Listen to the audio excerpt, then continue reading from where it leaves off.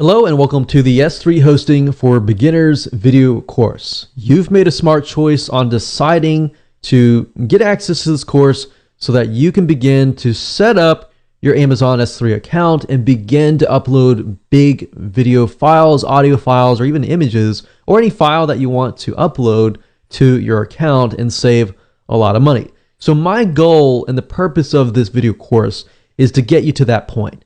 So I'm going to keep this simple, straightforward, and to the point. So first things first, what I want to do now is give you a quick overview of the video course so you know exactly what to expect. And that way you'll see the step-by-step process and you'll be able to implement it at a faster rate. So obviously this is video number 1, which is the introduction and quick overview. Video number 2, I'm going to talk about calculating your costs.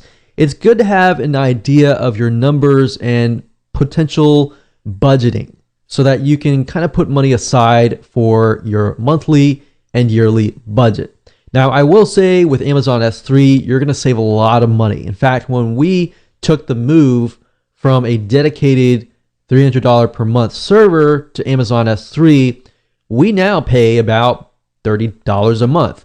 And we're utilizing a good amount of bandwidth, which you'll see more in video number 2, which is going to be an eye-opening experience.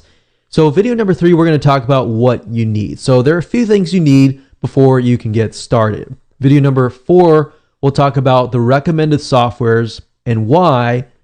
Video number 5, we'll connect to S3 utilizing those softwares. We'll create buckets and folders in video number 6. Video number 7 is going to be about protecting your Amazon bucket by preventing unauthorized access. So a lot of people are unaware of this, but they create an Amazon bucket. They set everything up on their download page and people begin to download the files. That's great and all, but a lot of people forget to protect the bucket. So what ends up happening is people share those links or they put it on their own site, and then guess what? They're utilizing bandwidth that you have to pay for. So this is a very important step, and I'm going to show you how to do it right. Video number 8, we're going to talk about transferring files from the PC or your Mac to your Amazon S3 account. And of course, last but not least, video number 9, we're going to talk about getting the URL to each file. So this is crucial, especially when you begin to build out your download pages. You need to have the direct link, right? So what I want to do right now is just to create a flow chart so that you can visually see what is happening as far as integrating your existing web hosting account with Amazon S3. So I want to make sure that you understand that you're not replacing your web hosting account, but rather what you can do is you can size it down while using Amazon S3. So right now you have a web hosting account, right? And some of you could be paying $10, $20 a month. You could have your virtual private server and you could be paying $130 a month. Or you could have your dedicated server and eventually hit that $200 to $300 per month. Now, by using Amazon S3, what it does is it alleviates the burden of having to host tons of heavy duty files like video files, audio files, and images. So what ends up happening is, yes, your web hosting account works now and you could be paying a low fee. But over time, what's going to happen is as your company grows or as your website grows, you'll get more and more visitors, right? So the more visitors you get, the heavier of the burden it has on that particular web hosting account or server. And then what will happen is the web hosting company just asks you to, they'll say something like, well, you're maxing out your account, so you're going to need to upgrade to the next level. And ultimately you're going to find yourself paying for a dedicated server. Now, what Amazon S3 allows you to do is allows you to grow on a long-term basis without having that burden. So you can essentially get a cheap virtual private server for $25 and host your domain here. And then place all the images, videos, audio files, just big files that people are going to download or utilize your bandwidth. And you can place them on the Amazon S3 account. So what that does is it alleviates you from having to actually step up to the next level, and so forth. So actually what happened was we had a dedicated server, and we actually moved down to a cheap $50 per month virtual private server. So now what we do is we use that as a virtual private server, meaning that what other people do does not impact our actual account. So now we have a cheap web hosting account, and we link the images, the videos, the audio, and the big files over here. Because with Amazon, what's nice about this is you could have thousands of people per day accessing the Amazon S3 servers, and it's not going to phase them. It's not going to crash your account or anything. The people that are visiting here, they are going to just go to your basic yourdomain.com. They might be visiting your WordPress site, but all the images are and videos and everything are over here. Now, you could put the images here and just stick the big videos, audios, or big files over here. That's something that we did during product launches, for example, is we found that a spike of traffic can crash your whole server. But by placing, before Amazon S3 was available, we would place the images, videos, and audios and big files on a different server. And that's how we would combat this whole situation. So I just want to make that clear, that you understand that this doesn't necessarily replace this. You still have the web hosting account. You still have WordPress on this account. You can still have images. But the whole goal is to alleviate that burden. All right. So now that you understand how it works, let's move on to the next videos, and I'm going to show you how to actually get this done.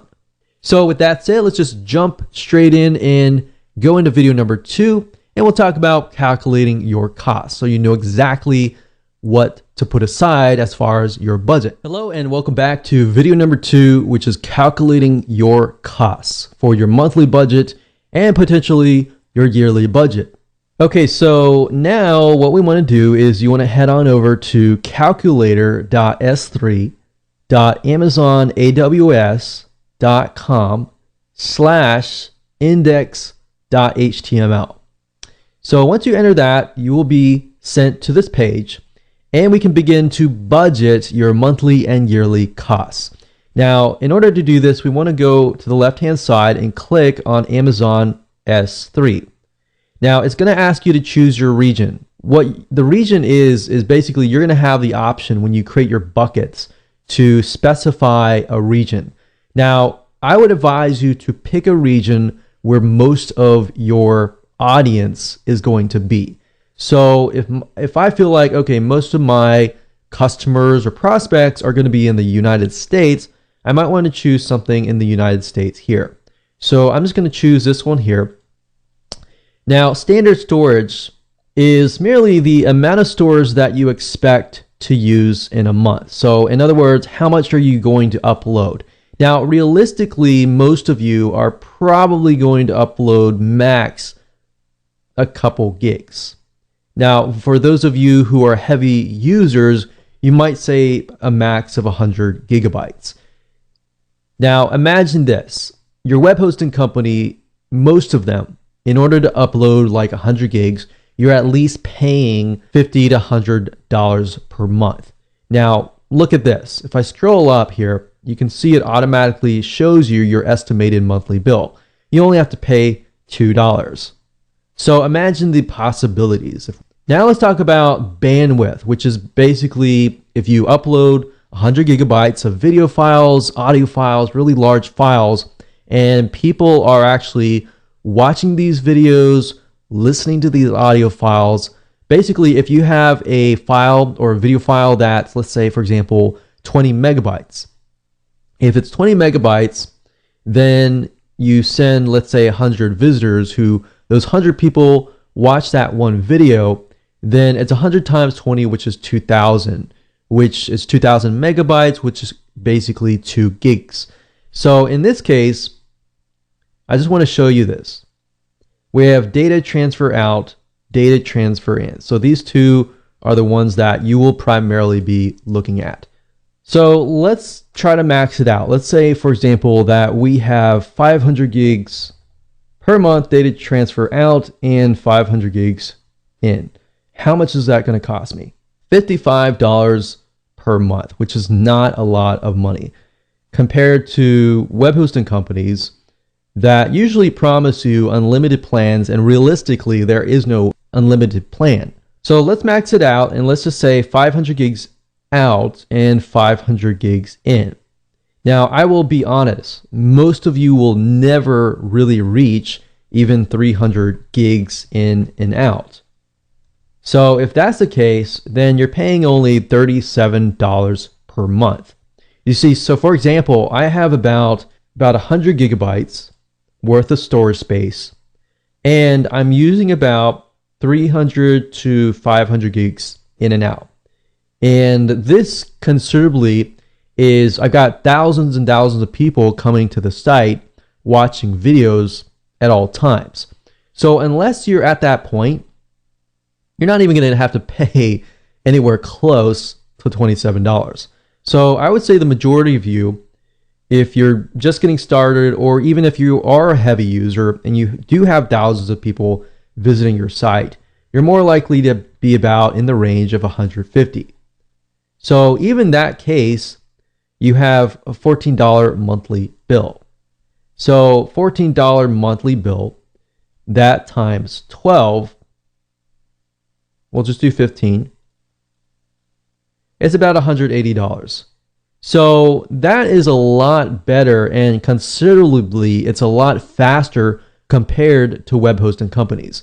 And we've tested this over the years and found that Amazon S3 is just saves you a lot of money and headache in the long term.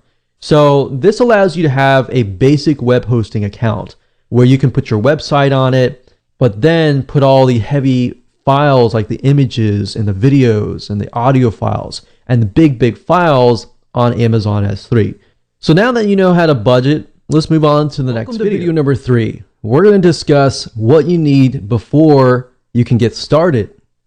So what you need to go ahead and do is open up your internet browser, go to the website aws.amazon.com/S3. That's aws.amazon.com/S3. And you're going to see this particular Amazon S3 site. It's also known as Amazon Simple Storage Service, same thing as S3.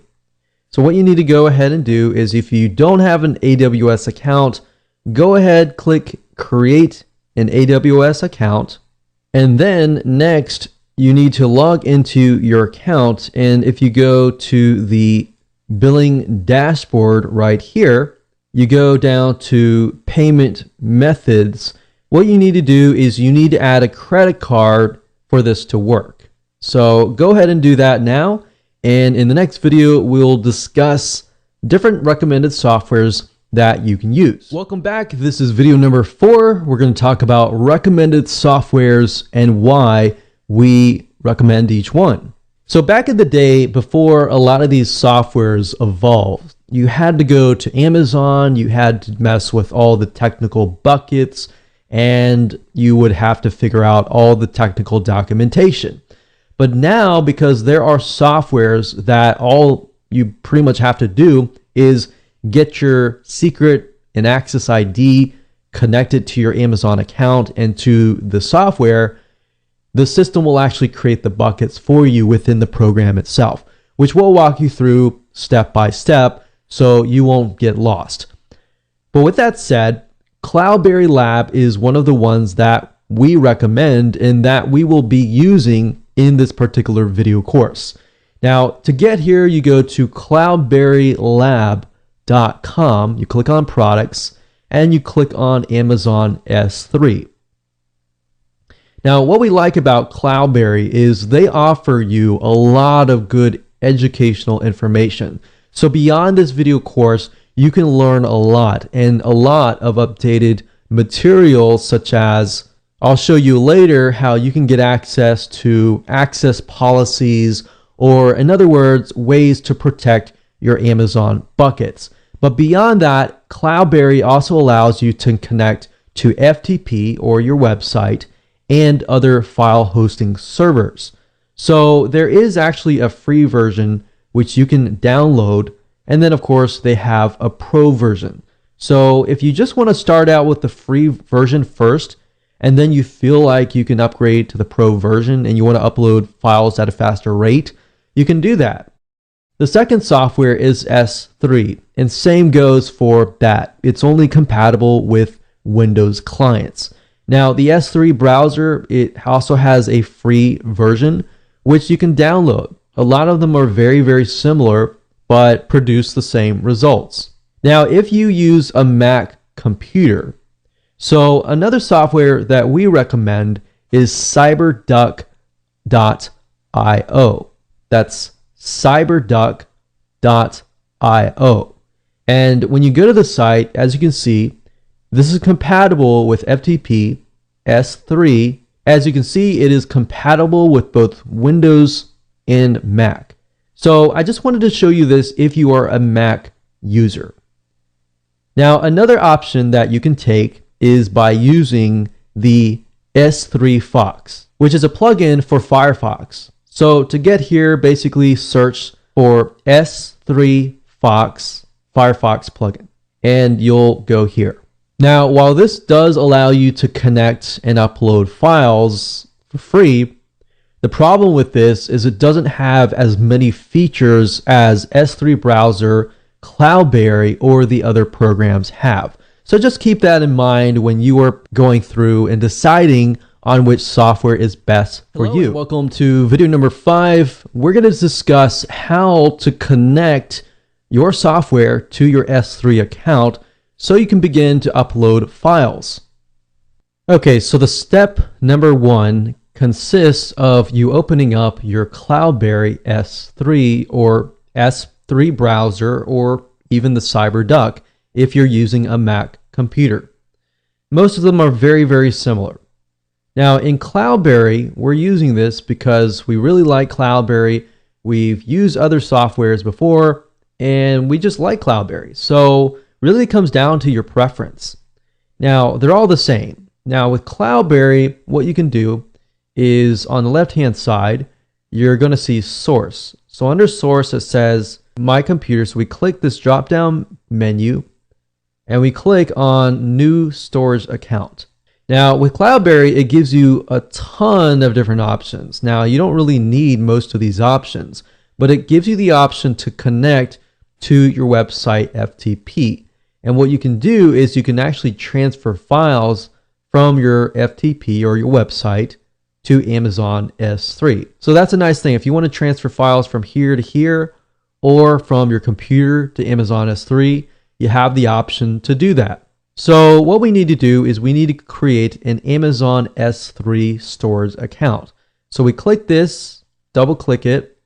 Now it's going to ask you for the display name, which is basically, it tells you what the account is, and that's just for you. Next, it's going to ask you to enter your access and secret keys. And these are 2 items that you can only get from your Amazon account.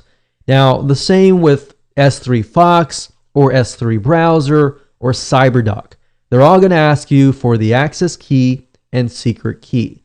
What's nice about this is once you get the key, it'll connect to the system and you don't need to worry about creating buckets within the Amazon S3 dashboard, which is something that you used to do. So you can do everything within the program itself. So now what I want to do is step 2 is to show you where to get these access and secret keys. Now, assuming that you have created the Amazon AWS account, what you need to do next is, after you have added your credit card, is up at the top, click on your account name and click on My Security Credentials. So at this point, it's going to forward you to this particular page.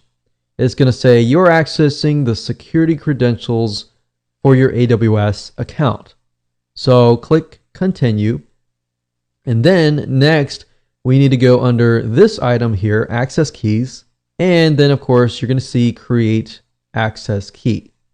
Now keep in mind that you can only have 2 active access key IDs. You cannot have more. So if you need to make more inactive, you just click on make inactive. Once you click on create new access key, it'll create a brand new access key and it'll create those 2 keys that you need. So once you have those 2 keys, all you have to do is enter the access key in here, secret key in here, and that's it. And then you're good to go.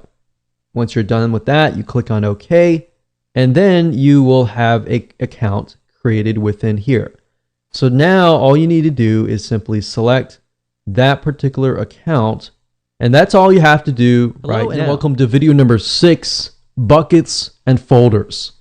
Now that you have connected to your S3 account, what we need to do now is create buckets, and within that bucket, we need to create folders so then you can actually upload files to those folders. So starting where we left off in the previous video, then you should see a list of buckets underneath. Or if you've created a brand new account, then of course you will not have any buckets. To create a bucket, it's very, very easy. And think of buckets kind of like either they are separate companies, separate departments. They're not necessarily folders because you have folders within that particular bucket. So what I like to do is I like to create a bucket for each new domain name. So that way I can segment them, I can separate things, and I know, okay, this file is connected to this website. Now you can separate it however you wish and create as many buckets as you want, but I just wanted to kind of show you what we do.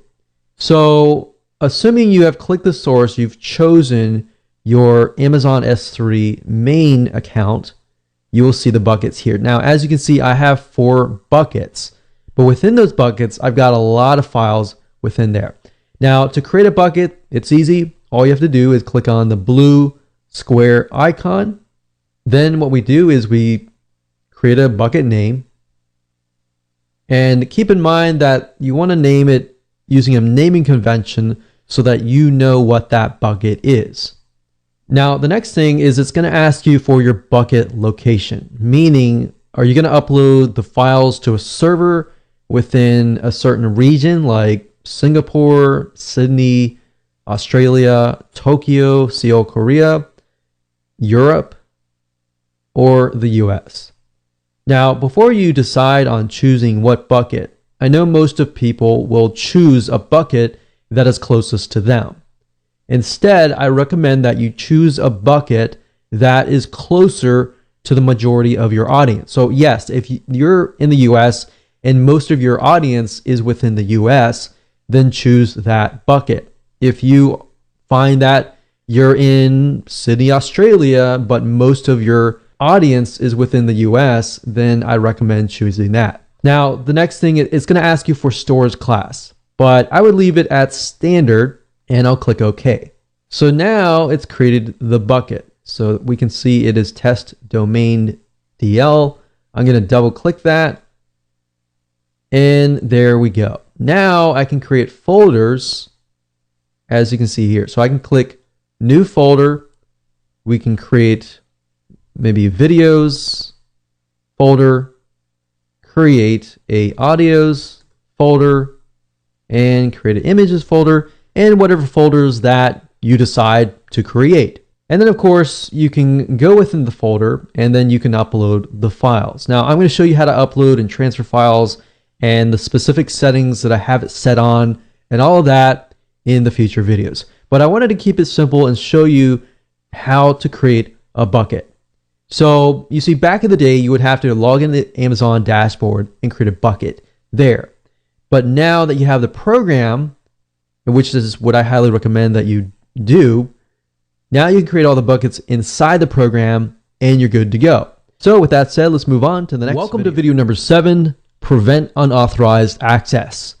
In this particular video, we are going to discuss how to protect your Amazon bucket so that other people cannot share the links to their friends and to other sites, and thereby what happens is you end up paying for people pirating your links.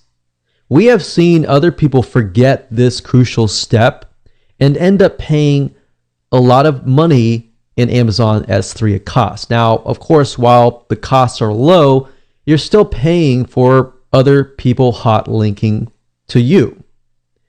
So I'm going to teach you a specific way of developing an Amazon access policy that tells the bucket and says to it, unless somebody comes from a specific site, which is your site, deny them access. So let me go ahead and do that now. So to create a bucket policy, all you have to do is locate your bucket. So in this case, it's going to be test domain DL. I'm going to right click and click on bucket policy. Now, this is going to kind of look like code, and it's going to look complex and overwhelming. And that's a fact. It is true. But since most of you are newbies, I'm going to show you how to create a bucket policy by getting a swipe file from Cloudberry. Now, in this case, I'm going to go back to Cloudberry. So I recommend that you go to cloudberrylab.com. They're always coming out with the latest, greatest updates, and that's really why I like Cloudberry. But if you go to their blog and you look for their search here, and you type in Amazon S3 hot linking, so Amazon S3 HOT linking, you go here, and you do a search, they'll actually give you the hot linking script. So click here, and I'm going to show you how to customize the script in a minute. So you don't need to know programming or anything like that. You don't have to read any of this. In fact, if you read this, it might be overwhelming. So just follow me along. You're going to scroll down and you're going to find this script right here. So we're going to highlight everything in blue. So from here all the way up here. So we're going to highlight that. You're going to click copy, and then we're going to transfer it over here. Now, before we do that, I want to put this in Microsoft Word, and we're going to make the size bigger, and we're going to customize the script. I'm going to show you how, and then we'll copy that finalized code over to the Cloudberry system. So I'm going to go ahead and copy it here. We're going to make it big enough so that you can see it. Where it says my bucket, you can leave the slash, but you're going to replace my bucket with the bucket name. So in this case, my bucket name is test domain DL. That's all you have to do. And we say allow get request referred by blah. So all this is right here is it's a note to you to tell you that you're going to allow requests referred by a specific domain. So you're going to put that yourdomain.com. And then next where it says AWS refer, what this means is that in this case, cloudberry.com.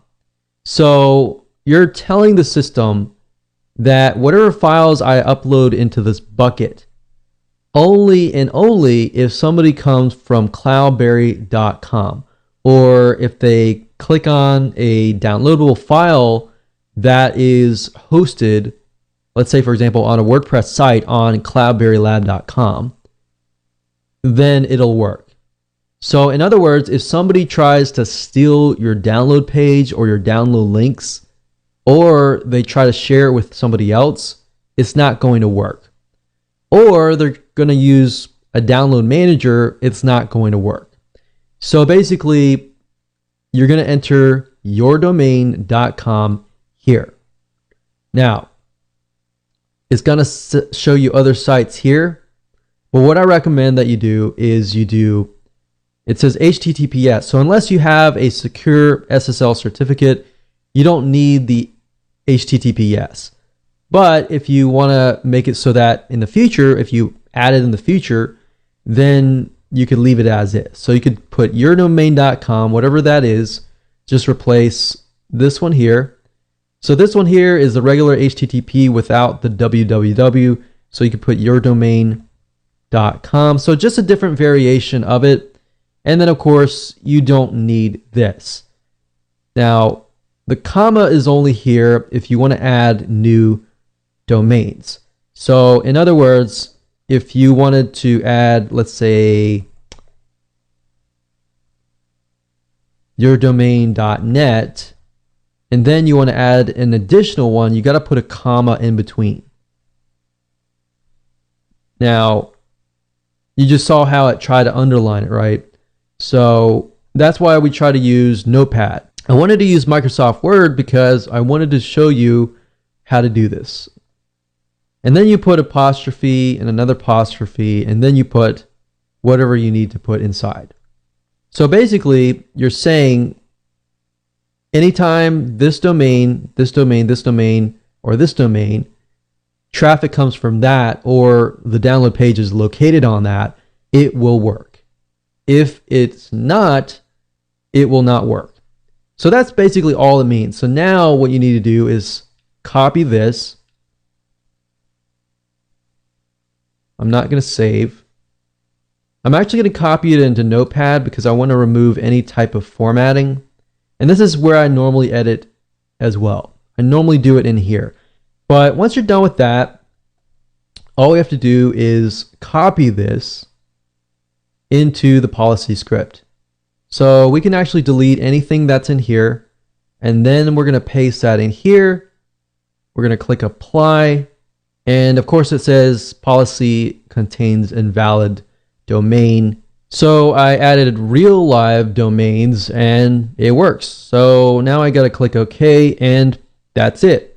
And like I said, the newbie way, if you ever forget or you don't have access to Cloudberry whenever you're watching this video, simply go to google.com, look for an S3 bucket policy, make sure the word hot linking is in it, and you'll find a lot of ones here. And all you do is customize it, and you're good to go. Now that you have protected your Amazon bucket in video number 7, we're going to talk about, in video number 8, how to transfer the files from your PC or Mac to your Amazon account. Now, before we transfer files to your Amazon S3 account, I want to show you some settings within the Cloudberry S3 Explorer program that I highly recommend. So if you go up at the top, you click on Tools, you click on Options, and what we want to do is we want to go straight to the Bandwidth tab. Now, this is something that we encountered, and this is something that you might want to tweak.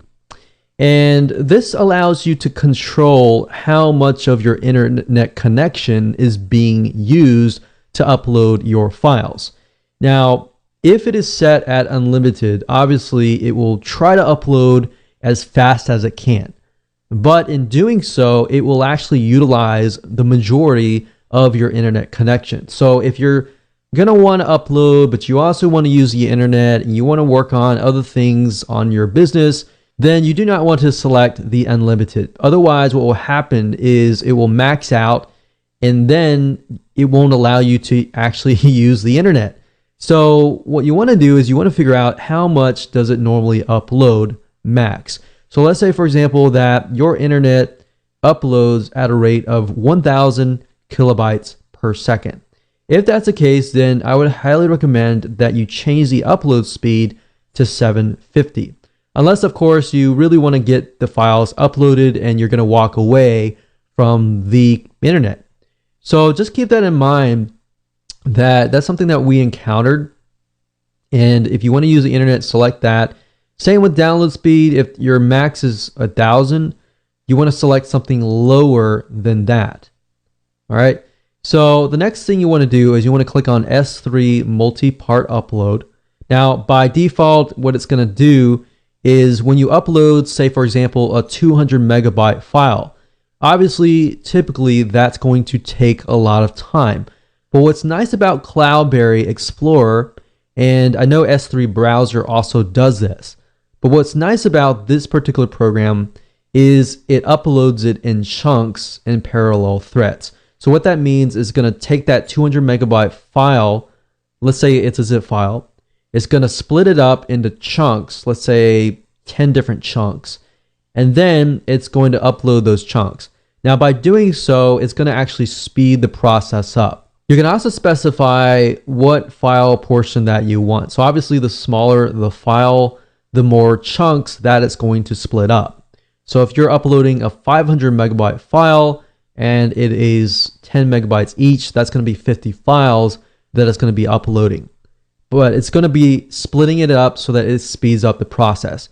Now, when it actually gets onto the S3 server, it's going to be one file. So you don't have to worry about, is it going to split it up into 50 different files and that's going to create a mess? No, it's actually doing it within the system. And then once it gets onto your S3 account, it'll just be one file. So that's not something you have to worry about. But as you can see, you can split it up between 5 megabytes and 5 gigabytes. So I would make sure that this is set. Click apply when you're ready. I'm not going to click that since I already have my settings set and we are good to go. Now we can upload the files. The left-hand side is going to be either your computer. So you're going to click on source and choose your computer. You're going to find the location of your files and that's going to be on the left-hand side. The right-hand side is going to be your Amazon S3 account. Now you can switch them. They can be over here and there, but I like to keep it on the left. And I think from the left, I'm going to move to the right. So as you can see here, we left it off where we did earlier. And this is my account. And I am under the test domain DL bucket. And we can see these particular folders. Now I've got an images folder. And these are images over here. And I'm going to transfer these files over to here. So you can either select them by select them individually, or if you want to highlight a certain amount, you can click the shift button and you can go from here to here. Or another thing is you can use the control or command key. You can select this one and let's say you only want this one and this one. So that's how to select the files. Now, of course, when you want to transfer them, you simply click left on your mouse and you click it. You don't let it go yet. You drag it over here and then you let it go. And then it says, do you really want to copy these files? Yes, I do.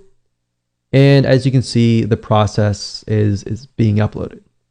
So that's how fast this system is in uploading it. I'm using the multi-part upload option, and as you saw, within less than a second we uploaded all of these images. So that's how easy it is to upload from the left to the right. Now let's say, for example, that I want to transfer files from the actual S3 account back to my computer. By doing so, I can select a certain amount here and I can move it over here and then click yes. Now you can also change the source so that it is your website. So you could click here, you could choose your website. Obviously you need to configure all that, but you can select that so you can transfer files from your website directly to your Amazon bucket. So that's another option that you can take. Now obviously there are other options within the Cloudberry system. I'm not going to go over them because you don't really need them for this purpose. In the next video, I'm going to show you how to get the URL to these files. So you're going to need the URL in order to link to them via your website. Welcome to video number 9, getting URLs to each file. Okay, so in the previous video, we showed you how to transfer files to your Amazon S3 account. Now I want to show you how to get the URL so that you can go into your WordPress site or your HTML site and you can link the images, or you can link to your zip files or your video files or whatever files that you might have just uploaded. To do so, it's super easy to do. All you have to do is inside of the folder that you just uploaded to in your Amazon S3 account, click on that, or you can click on a bunch at a time. You can do that as well. But once you have decided to click on those, you right click and then you go to web URL. So you click that and it's going to give you a list of all the URLs. Now you can just click copy to clipboard. And if I open it up in a notepad, let's say for example, I can paste them in here. So that's a nice thing about the Cloudberry is it allows you to select all the URLs at one given time. Now, another thing I can do is of course select the individual URL, click on web URL, and then copy to clipboard. Or I can open the link right here. But as you know, with the access policy that we created in the previous videos, this will not work because it'll only work if it detects if it is coming from a specific website. So I'm going to copy this to the clipboard. I'm going to go over here and I can just copy it here. And that's as simple and easy as it gets. You can take this URL, of course, you can go to your WordPress site, you can enter it into as a link. If it's a zip file, you can create a link, you create a download page using an HTML editor or WordPress, and that's how easy it is. So now that you understand how to create a bucket, how to connect everything, how to upload the files, from this point on, you're good to go. So again, congratulations for reaching the end of this video course.